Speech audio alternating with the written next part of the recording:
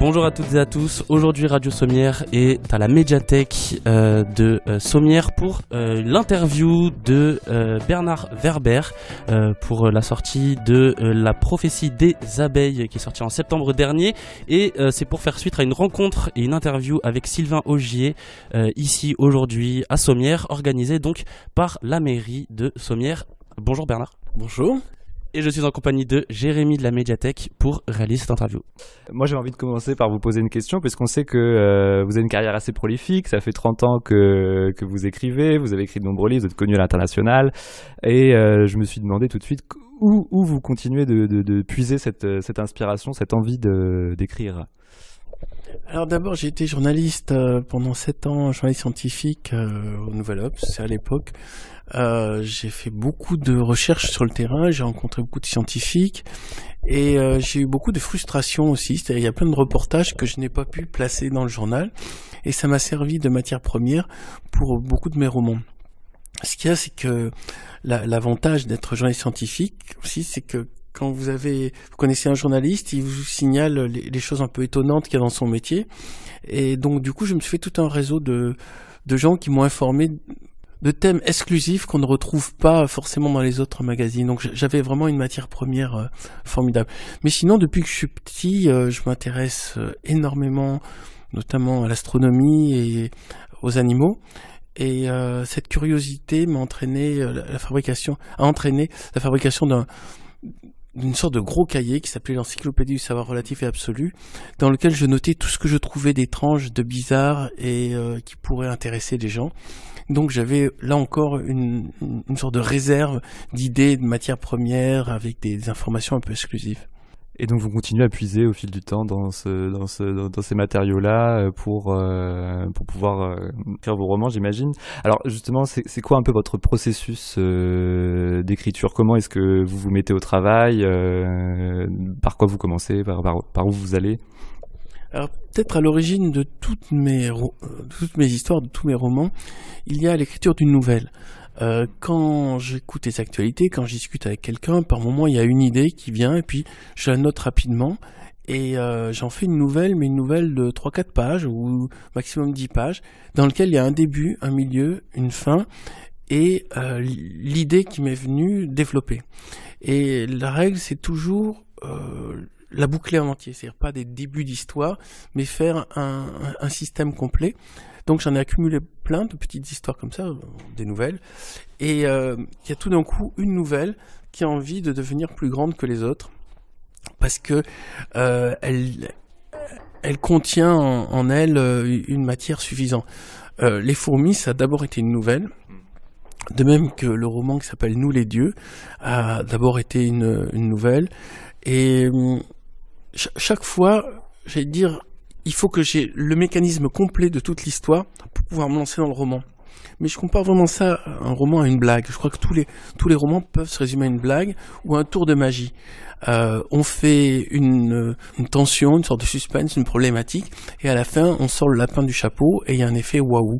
Et quand c'est bien fait, l'effet waouh doit être très fort. C'est pour ça que, pour moi, d'abord, il y a la fin, et après je reconstruis l'histoire. Je suis pas du tout le genre de romancier qui avance chapitre par chapitre et qui essaie, une fois que tout est fini, qui essaie de boucler l'ensemble. Je sais déjà comment ça va finir, je place déjà le lapin dans le chapeau avant de commencer le tour de magie. Et je crois que il est très important d'avoir envie de surprendre, d'avoir envie d'instruire. L'écriture, c'est pas juste on raconte une histoire, c'est on va réveiller chez le lecteur une curiosité qui va l'amener à un changement d'état d'esprit. Par exemple, dans un de mes romans qui s'appelle Le Père de nos pères, j'ai développé une théorie qui est une théorie en fait qui est pas délirante, qui est que l'homme descend du singe et du porc, d'un métissage entre les deux espèces, et cette idée, au moment où je l'ai sortie, il y avait juste l'intuition que il s'avère qu'on supporte mieux les greffes de porc que les greffes de singe.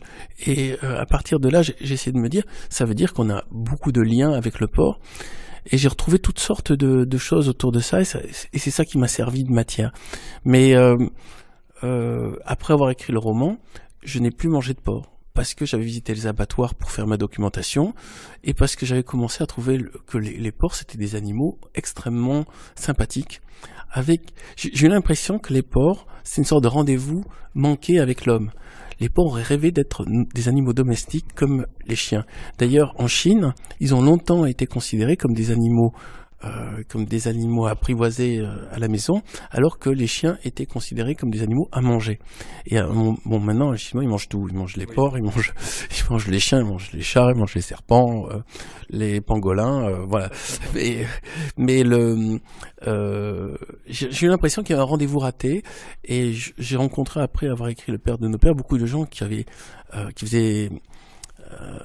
installé un porc comme un animal familier et qui me racontait que c'est tous les avantages du chien, c'est-à-dire ce côté aimant, ce côté fidèle, ce côté qui vient à son nom, plus les avantages du chat, c'est-à-dire l'indépendance, la vivacité d'esprit. Et dans les tests d'intelligence, les porcs arrivent parmi les espèces les plus évoluées.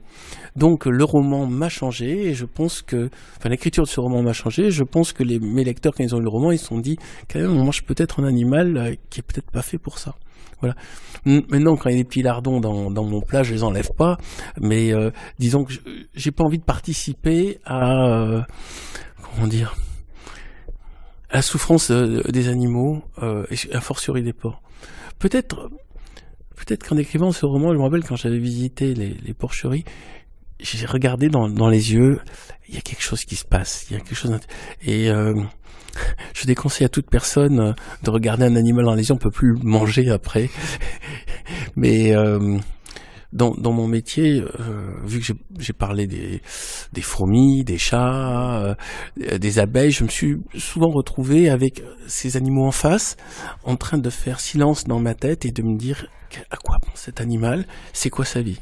Eh bien, vous donnez la matière à ma prochaine question, c'est parfait. Je me disais justement que voilà, vous aviez travaillé sur les fourmis, donc évidemment. Mais il y a aussi les rats, il y a aussi eu les anges, donc récemment les abeilles, évidemment. Et donc vous proposez toujours à vos lecteurs d'adopter un regard non humain, extérieur. Voilà, ma question c'est, mais est-ce qu'on peut réellement appréhender le monde avec objectivité, c'est-à-dire en se départissant de cette vision anthropocentrée qui est fatalement la nôtre? Et est-ce qu'on peut vraiment finalement prêter sa voix à une fourmi en mettant de côté nos pensées, nos schémas de pensée d'être humain? Alors, je sais pas si on le peut, mais en tout cas, on peut essayer. Et quand je fais ce travail, et que je mets donc face à l'animal, je fais le vide dans mon esprit pour essayer d'enlever toute pensée humaine. C'est comme si je faisais une caverne dans laquelle il y a plein d'objets. Enfin, mon crâne était une caverne. Je fais le geste devant le micro, mais mon crâne était une caverne dans laquelle il y a plein d'objets humains et de tous les meubles humains. Je vire tous les meubles, je fais une sorte de vide, et ça devient un endroit où quelque chose d'extérieur peut rentrer.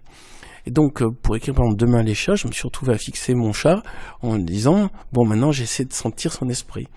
Alors, est-ce que j'y suis arrivé? On ne pourra jamais le savoir, mais en tout cas, en tant que romancier, ça m'a donné plein d'idées pour l'écrire. Sur les abeilles, sur les fourmis, c'est un peu plus compliqué, mais je me suis quand même retrouvé avec une abeille ou une fourmi sur un doigt en train de la regarder, d'essayer de comprendre, alors là, plus dans les mouvements d'antenne, quelle peut être cette pensée non humaine. Mais votre question est d'autant plus pertinente que je crois que si on reste qu'avec de la pensée humaine, au bout d'un moment on tourne en rond. Mais même les idées actuellement présentées comme modernes sont souvent des idées qui existaient déjà dans l'Antiquité. Une fois qu'on connaît Pythagore, une fois qu'on connaît Aristote, une fois qu'on connaît Socrate, on s'aperçoit que toutes ces idées qu'on nous présente, que ce soit la démocratie, que ce soit même la spiritualité, un type comme Pythagore, par exemple, que j'ai découvert en écrivant Demain les chats, était un type qui déjà pensait que la Terre était ronde et elle tournait, et c'était à moins 500 avant Jésus-Christ. C'est quelqu'un qui a établi toute une philosophie autour des nombres. Alors on connaît de Pythagore que le théorème de Pythagore, alors que le type est beaucoup plus passionnant que ça. C'est lui qui a inventé la gamme musicale. Donc ce qu'on utilise actuellement pour faire de la musique, ça vient d'un type en moins 500 avant Jésus-Christ qui a trouvé un lien entre la géométrie d'une corde qui vibre et les notes. Et Pythagore était aussi végétarien.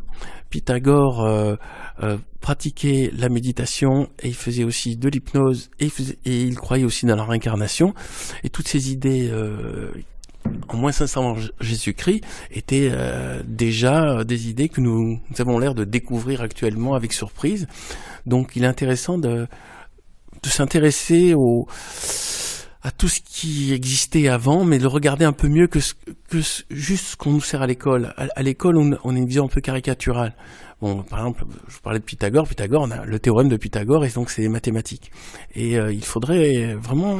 Ça vaut le coup de creuser des sujets qu'on croit connaître, et on s'aperçoit qu'ils sont beaucoup plus passionnants encore. Mais même les fourmis, on croit connaître les fourmis, et quand on regarde réellement comment elles vivent, c'est vraiment passionnant, surprenant. Elles ont des armées, elles font de la biologie, elles font de la chimie, elles ont des règles sociales qui varient d'une cité à l'autre, elles font des fédérations de cités, elles arrivent à produire des aliments de type champignons, elles les traitent, elles ont des sortes de jardins botaniques à l'intérieur des fourmilières. Si on s'intéresse vraiment, j'allais dire presque à n'importe quel sujet, on s'aperçoit que c'est passionnant. Et c'est ce que j'essaie de faire dans mon métier de romancier, c'est de vous dire, vous croyez connaître ce sujet, je vais vous en parler un peu mieux, vous allez voir que c'est encore plus délirant, encore plus surprenant que tout ce que vous croyez. Vous parliez justement de redécouvrir Pythagore et la spiritualité antique, voilà, qui était la sienne. Je sais que vous avez également pratiqué l'écriture automatique lorsque vous avez rédigé Les Thanatonautes. Vous avez travaillé avec des médiums également, il me semble, sur la question de la vie après la mort, évidemment. Si je me trompe pas, vous pratiquez le tai chi, le reiki, la méditation, encore l'hypnose, comme vous le disiez. Ça pourrait sembler étonnant venant d'un homme issu du milieu plutôt scientifique, et un milieu évidemment plutôt cadenassé sur ces questions-là, de la réincarnation évidemment, entre autres. J'aimerais de savoir d'où vous venez ce goût pour la parapsychologie notamment, et l'occultisme et l'ésotérisme, si on peut appeler ça comme ça, vous qui êtes issu d'une formation plutôt scientifique. Voilà. Vous savez, dans le cerveau, on a deux hémisphères, le cerveau gauche et le cerveau droit. Le cerveau droit, c'est le sérieux, le cerveau gauche, c'est l'irrationnel. Les deux, ils coexistent. Donc, si vous êtes que dans le côté rationnel, en fait, il n'y a qu'une moitié du cerveau qui fonctionne. Si vous êtes que dans l'irrationnel, il n'y a encore qu'une moitié du cerveau qui fonctionne. Moi, je crois que c'est bien de faire fonctionner les deux. Maintenant, il y a des deux côtés des excès, c'est-à-dire chez les rationnels, il y a un moment où il y a un aveuglement qui fait qu'ils considèrent qu'ils savent tout. Et là, je crois que la crise du Covid a montré que les scientifiques ne détenaient pas toutes les vérités et qu'en plus, ils se contredisaient les uns les autres. Donc, il suffit pas d'avoir une blouse blanche et le titre de professeur pour détenir des vérités. Mais à côté de ça, il y a...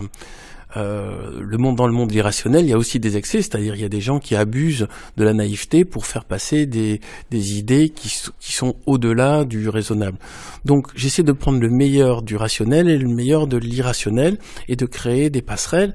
Après, c'est au lecteur, selon ses intuitions personnelles, parce que chacun, on a une perception différente du monde visible et du monde invisible, de rentrer donc j'essaie de proposer quelque chose qui rentre en résonance pour chacun de manière différente. Pour ma part, en effet, je pars du principe que je ne crois que ce que je vois et que je suis un journaliste scientifique, donc prudent et méfiant et sceptique. Après, si on me raconte quelque chose qui me semble logique et cohérent par rapport à ce que j'ai compris de l'univers, c'est de la matière pour faire mes romans. Et le grand avantage du mot roman, c'est que je n'ai pas à prouver que c'est vrai. Donc je peux parler d'hypnose, je peux parler de réincarnation, je peux parler des anges, je peux parler de Dieu, je peux parler des extraterrestres. C'est juste des propositions d'hypothèses d'interprétation du monde. Quand je fais mes spectacles d'hypnose, je dis aux gens, ça ne marche pas sur tout le monde.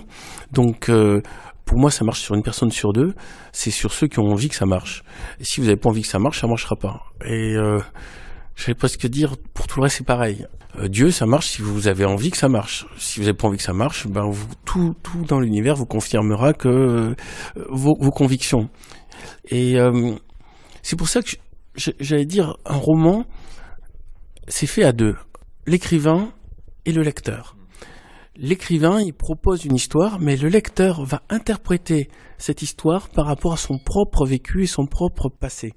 Quand le livre marche vraiment bien, en fait, le lecteur fabrique des scènes qui ne sont même pas dans le roman, parce que ça rentre en interaction. Si vous dites dans un roman, par exemple, il y avait devant lui la plus belle femme du monde, eh bien, le lecteur va fabriquer son personnage. Mais le lecteur, quelque part, va être le metteur en scène, il va faire le casting, et il va avoir l'image qu'il a choisie lui. De même, c'est l'un des grands avantages du roman par rapport au cinéma. le lecteur donne le rythme d'avancée et de lecture. Dans le cinéma, vous subissez le montage du réalisateur, alors que dans la lecture, vous pouvez lire une page, la relire et avancer, une page par jour, et voilà. Donc, en fait, le livre oblige le lecteur à être créatif, alors que le cinéma met le spectateur en situation passive. Il reçoit les images, il reçoit la musique, il reçoit le casting, et après, il vit ou ne vit pas les émotions. Mais je pense que l'outil le plus fort pour faire passer une émotion et pour marquer les esprits, c'est le roman. Longtemps, je me disais pourquoi j'arrive pas à passer dans le monde du cinéma, et je crois que finalement, c'est parce que le monde du cinéma est moins puissant que le monde du roman. D'ailleurs, la plupart des films, au bout d'un moment, sont oubliés, et les romans ont une vie plus forte.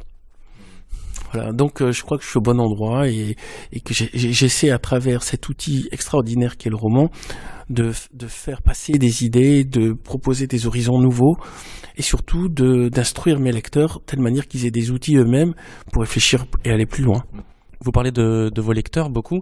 Est-ce que vous faites tester vos manuscrits avant? Est-ce que vous avez des discussions avec est-ce que vous avez des bêta lecteurs? Comment ça se passe vis-à-vis de ça? Alors, je fais des masterclass et je leur dis, au début, une fois que vous avez votre idée, n'essayez pas de faire un bon roman. Faites un mauvais roman. C'est beaucoup plus intéressant. Déjà, vous allez aller plus vite, parce que quand on veut faire quelque chose de bien, on est ralenti par l'envie de faire bien.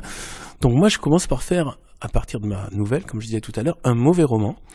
Et ce mauvais roman est une base que je donne parfois à lire à des bêta-lecteurs, mais alors vraiment qui sont capables de lire des mauvais romans et de sentir le potentiel. Donc c'est la version A.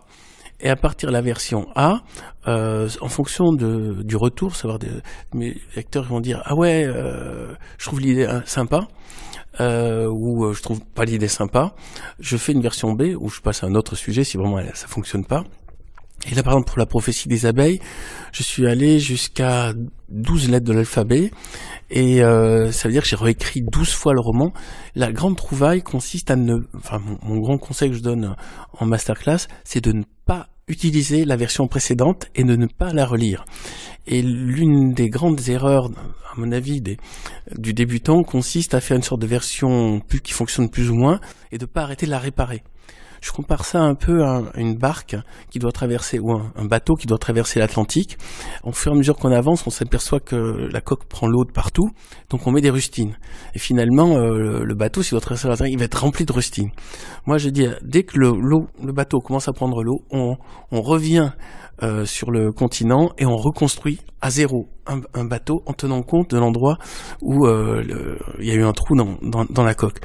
Donc, pour écrire par exemple Prophétie des abeilles, j'ai refait entièrement sur le même thème avec l'hypnose, avec les Templiers, avec les abeilles, avec les mêmes personnages, des intrigues complètement différentes. Certaines se passent en Australie, d'autres aux États-Unis, d'autres une en Amérique du Sud, une avec d'autres personnages qui sont apparus. Et au final, je suis arrivé sur la version finale telle qu'elle est actuellement. Mais j'ai testé beaucoup de choses et je sais pourquoi celle-ci marche le mieux. Et en effet, j'utilise des bêta-lecteurs. Alors les bêta-lecteurs, en fait, je les prive du plaisir de voir la version finale réussi. Et il y a aussi un autre problème que j'ai avec les bêta-lecteurs, c'est que par moment ils tombent amoureux d'une version et ils me disent mais pourquoi t'as renoncé à cette version, c'est celle-là qui était la meilleure et pas la suivante. Et je sais notamment, j'ai Sylvain Timsit qui est un de mes bêta-lecteurs les plus anciens et qui est celui qui s'occupe de mon site internet. Des fois, il me dit, il faut à tout prix que tu remettes cette scène qui était dans cette version, parce que ça, elle est extraordinaire et tout. Et je lui dis, oui, mais ça alourdit, c'est un peu hors sujet, ou alors des fois, la version que je donne à mon éditrice, qui est vraiment ma dernière bêta lectrice, elle me dit, bon, alors, en général, elle me dit toujours, tu as qu'à couper le début et la fin, ça marche encore mieux. Et donc c'est là où Sylvain me dit mais ton début il était génial et là t'as tout coupé, on comprend pas pourquoi. Voilà, donc il y a une négociation. Je dis une phrase, c'est choisir, c'est renoncer. Dès le moment où on a choisi de faire quelque chose, on va perdre quelque chose, et c'est comme ça que le monde évolue, et il faut accepter ça. Donc j'ai probablement renoncé à des super passages à force, mais les bêta-lecteurs m'ont permis de faire ces choix. Et probablement il y a des choses superbes qui n'ont jamais été éditées, mais c'était le prix. Mais la première grande douleur, la plus grande amputation, c'était sur les fourmis. La version que j'ai amenée à l'éditeur faisait 1500 pages et il m'a dit il n'y a pas de public pour les livres de 1500 pages, donc faut ramener ça à 350. Et je me suis auto-amputé de tout ce qui me semblait comme jolie scène pour ne garder que tout ce qui serrait sur l'intrigue. Et du coup, chaque phrase devait... C'est un peu comme une montgolfière, vous savez, il faut enlever tout ce qui alourdit. Donc là, chaque phrase devait être indispensable à l'intrigue, sinon elle était virée. Et ce premier exercice d'autodestruction m'a permis de devenir un peu plus humble, de savoir, bon, quel que soit le système que je fais, il faut que je sois prêt à le détruire pour pouvoir avancer. Et c'est le côté phénix, il faut mourir pour renaître, et les bêta-lecteurs participent à ce mouvement. Mais par moments, il y en a qui sont tellement choqués que j'ai abandonné des choses que je vois bien, ils souffrent. Il n'y a pas que Sylvain, il y en a d'autres qui me disent mais il y avait ça et ça et ça. Voilà. Moi personnellement, vous m'avez beaucoup inspiré. Je vous ai lu quand j'étais jeune, Les Fourmis à 7-8 ans. Vous êtes partie des auteurs qui m'ont donné envie d'écrire, qui m'ont donné envie de lire. Et je me demandais, vous, quelles ont été vos inspirations littéraires? Qui c'est qui vous a donné ce goût-là pour l'écriture Ma première référence forte, ça a été Edgar Allan Poe. J'ai compris que une nouvelle, c'est une sorte de tour de magie, et qu'il faut à tout prix avoir un effet waouh.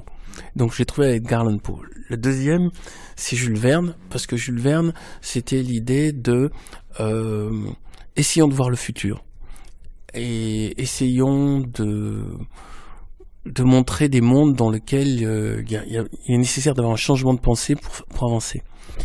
Et après, il y a les Américains. Le premier, c'est Isaac Asimov avec le cycle de Fondation.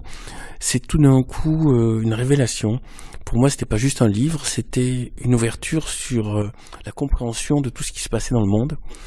La deuxième révélation, ça a été Dune, Frank Herbert, qui a été c'est-à-dire, la fondation d'Asimov, c'est l'intelligence.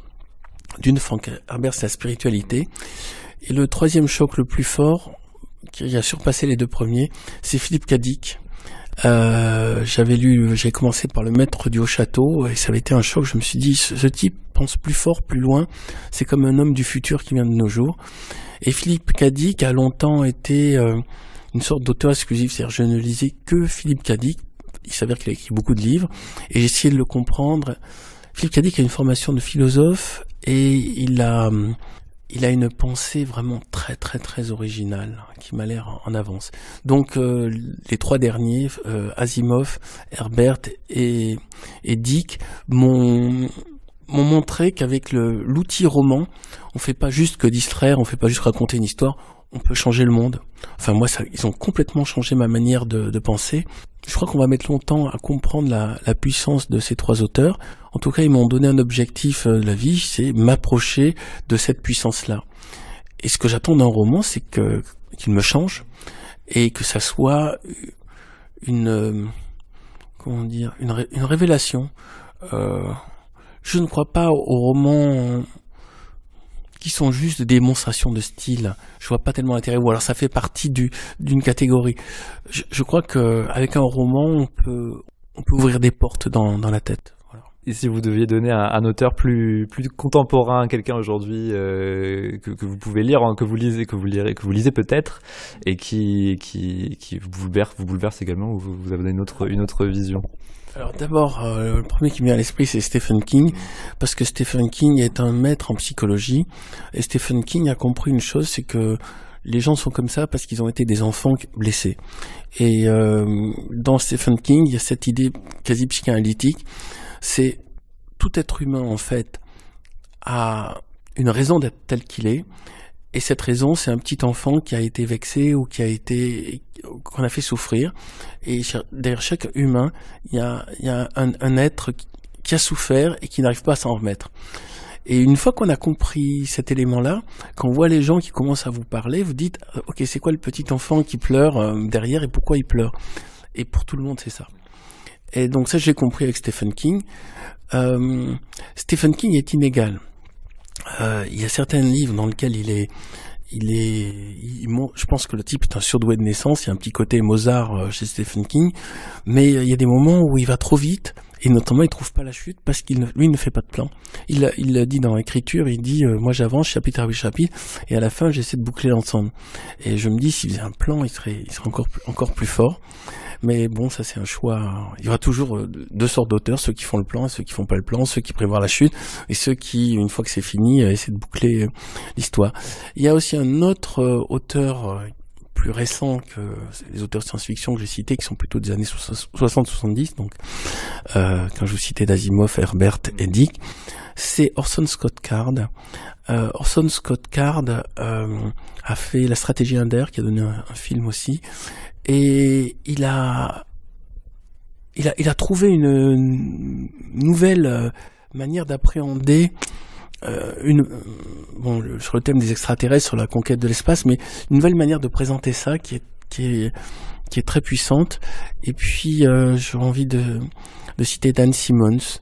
Mais Dan Simmons, pareil, est inégal, mais dans la série Hyperion, il est presque au niveau de Dune de Frank Herbert, si vous connaissez un peu. Et on sent que le type, il en a en réserve et c'est une pensée puissante. Voilà. Ce qui me navre toujours, c'est quand je vois qu'un auteur ne fait que copier un auteur précédent, c'est-à-dire qu'ils vont vers la sécurité, et puis vous savez, beaucoup d'éditeurs fonctionnent aussi sur cette idée qu'un bon roman, c'est un roman qui ressemble à un roman qui a déjà marché. Donc ils ont peur de l'originalité, ils ont peur de sortir des sentiers battus.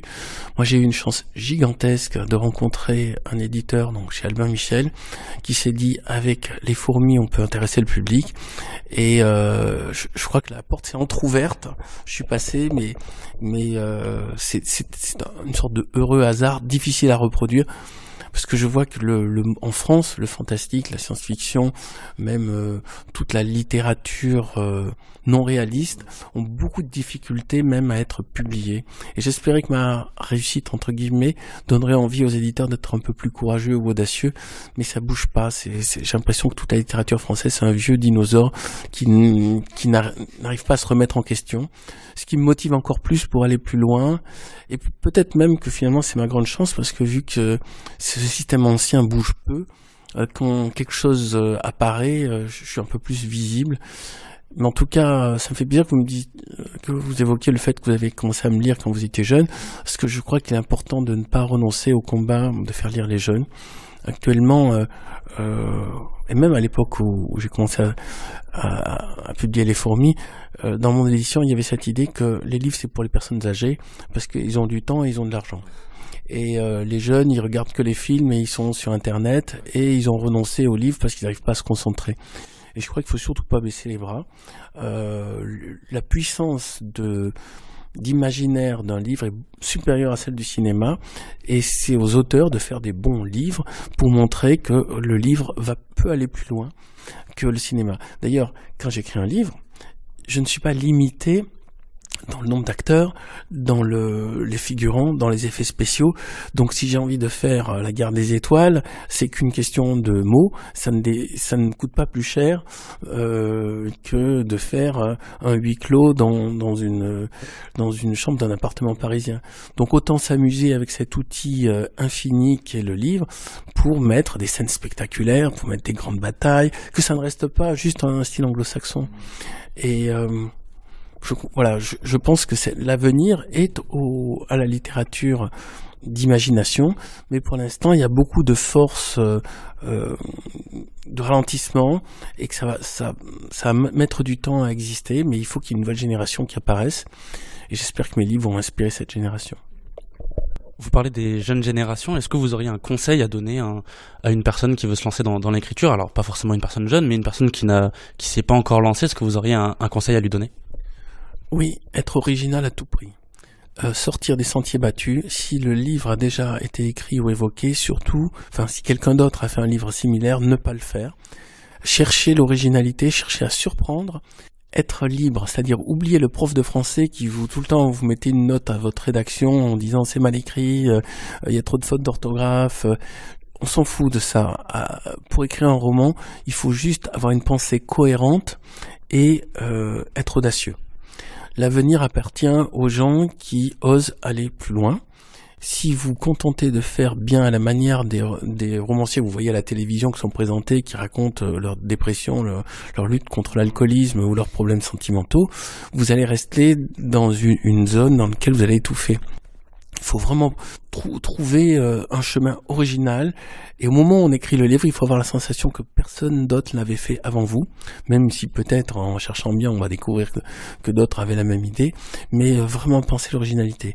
Ensuite, ça c'est pour l'ambition de départ, et ensuite pour la construction lui-même du roman, il n'y a qu'une seule technique, c'est être régulier, c'est-à-dire se faire un rendez-vous quotidien d'écriture, et ne pas se fixer comme objectif l'excellence ou le fait de passer à la télé, juste être régulier, comme un marathonien. On n'a pas besoin que tous les pas soient jolis, tout ce qu'on a besoin c'est de ne pas s'arrêter et être régulier. Si vous commencez à faire un début de roman et que vous arrêtez à mi-chemin, vous aurez beaucoup de mal à reprendre. Donc faites un peu, mais tous les jours, et après, au bout d'un moment, cela va constituer une sorte de matière qui va faire que votre livre va exister. Donc, l'originalité, la régularité, et puis aussi ne pas se comparer aux autres. Il y a un grand défaut pour les gens qui aiment les livres, c'est qu'ils se disent je fais un livre qui ressemble à tel auteur ou à telle personne que j'ai vue à la télé qui a écrit et qui a expliqué sa démarche. La démarche appartient à celui qui parle. Votre démarche, elle est unique, elle est exclusive. Votre être est unique et exclusif, votre monde est unique et exclusif, donc c'est ça que vous devez projeter. C'est une forme d'authenticité qu'il y a à trouver. Il y aura toujours que deux choses dans le monde, les copieurs et les inventeurs, il faut faire partie des inventeurs.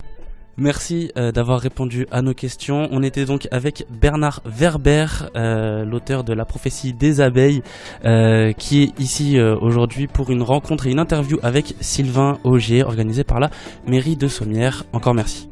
Et merci à vous de m'avoir invité et longue vie à votre émission. Et merci Jérémy. Merci Mathéo, à bientôt.